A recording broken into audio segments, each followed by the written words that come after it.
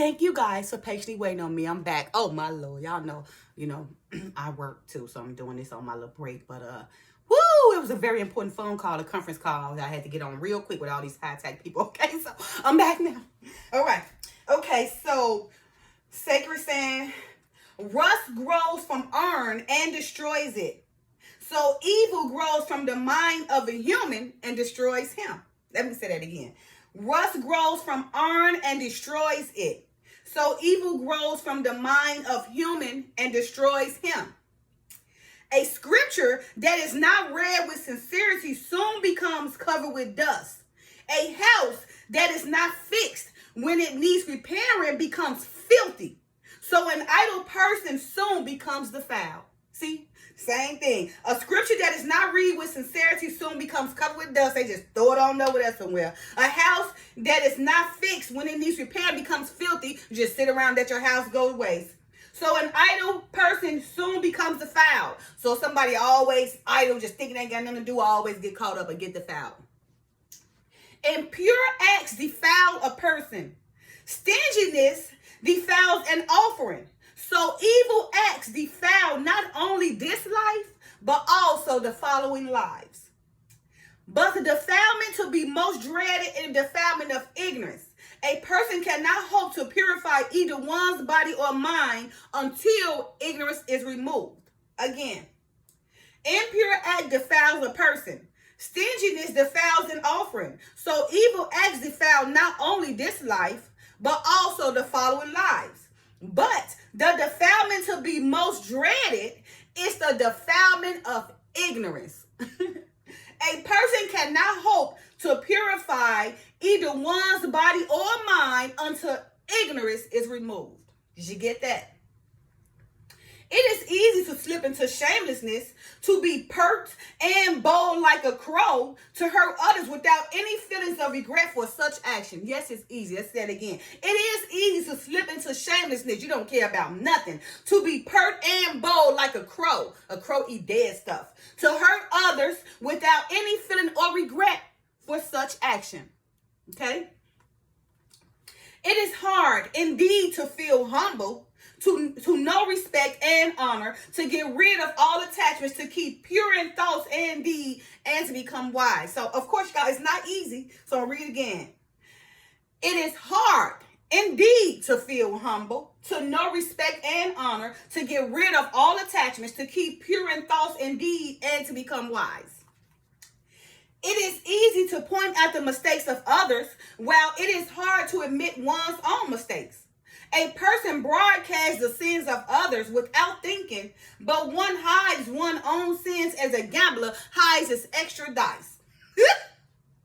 Let's read that again. It is easy to point out, it is easy, okay, to point out the mistakes of others, while it is hard to admit one's own mistakes. A person broadcasts, okay, who loudly broadcasts the sins of others without even thinking, right? But one hides one's own sins like a gambler hides his extra dice. Ain't that something you can go talk about, do everything else, and say something about everybody else, but you want to examine yourself? The sky holds no trace of bird or smoke or storm. An evil teaching carries no enlightenment.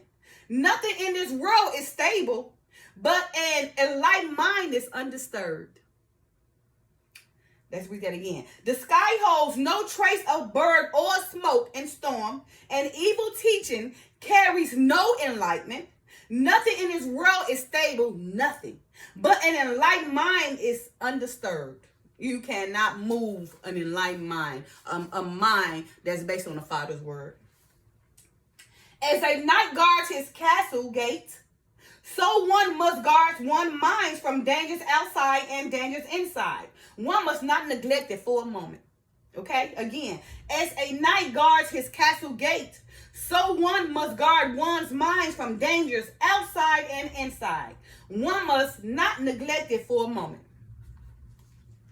Everyone is the master of oneself. One is the oasis he can depend on. Therefore, everyone should control himself above all. Let me read that again. Everyone is the master of oneself. One is the oasis, the guidance. One is the oasis he can depend on his own self, his moves. Everyone should control himself above all.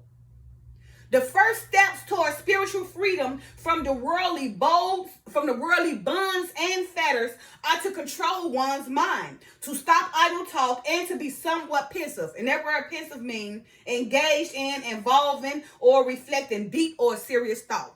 Okay, so again, the first step towards spiritual freedom from the worldly bonds and fetters are chains, are to control one's mind, to stop idle talk, stop gossiping, just talking about nothing, and to be somewhat pensive, to be engaged or involved in reflecting in deep thoughts or something, okay? That's beneficial to you. The sun makes the day bright. The moon makes the night beautiful. Discipline adds to the dignity of a warrior. So quiet meditation distinguishes the seeker for enlightenment.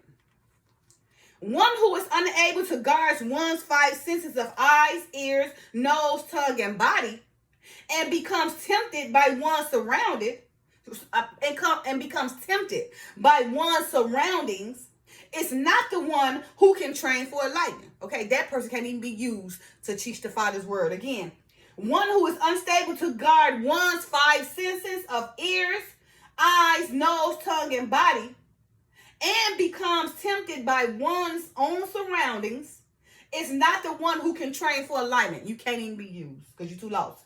One who firmly guards the gateways of one's 5 senses and keeps one's mind under control is the one who can successfully train for edification, for the Father's word. That person who keep his mind under control, his 5 senses under control, can be the one who successfully can teach edification or enlightenment, the Father's words to the people. One who is influenced by one's likes and dislikes cannot rightly understand the significance of circumstances and tends to be overcome by them. One who is free from attachments rightly understands circumstances, and to one's all things become new and significant. Again, one who is influenced by one's likes and dislikes cannot rightly understand the significance of circumstances and tends to be overcome by them.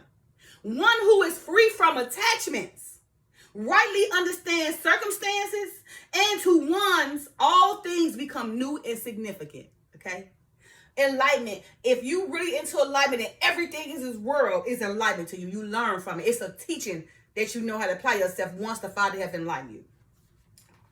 Happiness follows sorrow. Sorrow follows happiness. But when one no longer discriminates between happiness and sorrow, a good deed and a bad deed, one is able to realize freedom. Again, happiness follows sorrow. Sorrow follows happiness. But when one no longer discriminates between happiness and sorrow, a good deed and a bad deed, one is able to realize freedom. To worry in anticipation or to cherish regret for the past is like the reeds that are cut and wither away. Again, to worry in anticipation or to cherish regret for the past, okay? It's like the reeds that are cut and wither away. Reeds ain't nothing but like a tall, slender leaf plant of grass, the grass family, right? It grows woolly and on marshy ground, like muddy ground. The secret of health for both mind and body is not to mourn the past, not to worry about the future, or not to anticipate troubles, but to live wisely and earnestly for the present. Do not dwell in the past. Do not dream the future. Do not dream of the future. Concentrate the mind on the present moment. Again, I said this in my last video. The secret of health for both mind and body is not to mourn for the past, not to worry about the future, or not to anticipate troubles, but to live wisely and earnestly for the present. Do not dwell in the past. Do not dream of the future. Concentrate the mind on the present moment. Okay? It is worthy to perform the present duty well and without failure. Do not seek to avoid or postpone it till tomorrow. By acting now, one can live a good day. Wisdom is the best guide, and faith is the best companion. One must try to escape from the darkness of ignorance and suffering and seek the light of enlightenment. Again, wisdom is the best guide, and faith is the best companion. One must try to escape from the darkness of ignorance and suffering and seek the light of edification or enlightenment.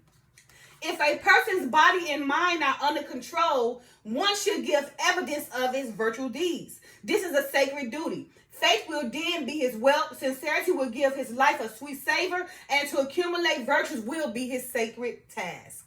Okay? So if you are, you have your mind and body under control, then of course this is your sacred duty. Okay? To show virtuous deeds. Okay? To accumulate virtues. And it's going to be a sacred task. I read that last time too.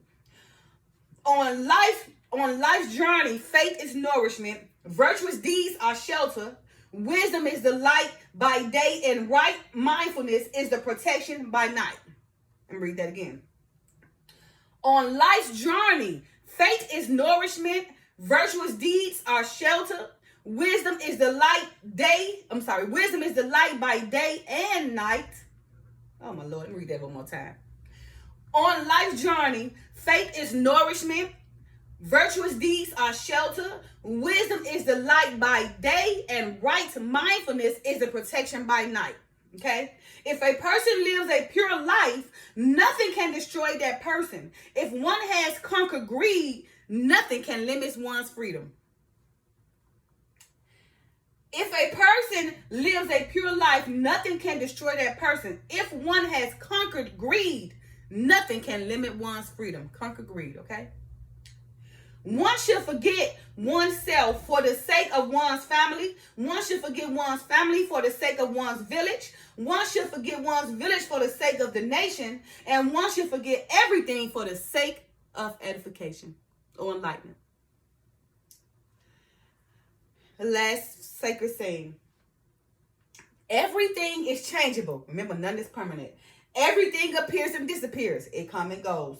There is no blissful peace. There is no great happiness until one passes the agony of life and death. Life and death, remember? You allow your mind to cause you to live and die. So again, everything is changeable. Everything appears and disappears. There is no blissful peace until one passes beyond the agony of life and death. All right. So again, for this weekend, I want you guys to, take heed to these sacred sayings and take the one that applies to your life and change it and control your mind. So that way you can become free, because you only experience these sufferings and everything, these conditions because of your mind, because what you dislike and what you like, your resentment of something or somebody is you. It's only you that's causing your own problems, in your life. It's only you that's causing you to be stuck in a prison. Okay, in your own mind, because you want to allow your mind to be free. You want to allow your mind to not be attached to everything. You want to allow your mind, to get away from hating somebody or being mad at somebody. Okay, that's what causes your mind to be out of control. Okay, what one thinks is what one becomes. All right, you guys, happy Friday. Again, for this weekend, go ahead, and go through these sacred sayings, apply it to yourself so you can figure out, how you move from there to change that thought, to change that mind, to get that mind under control so you can be at liberty. Peace, happy Friday. Love y'all. Bye.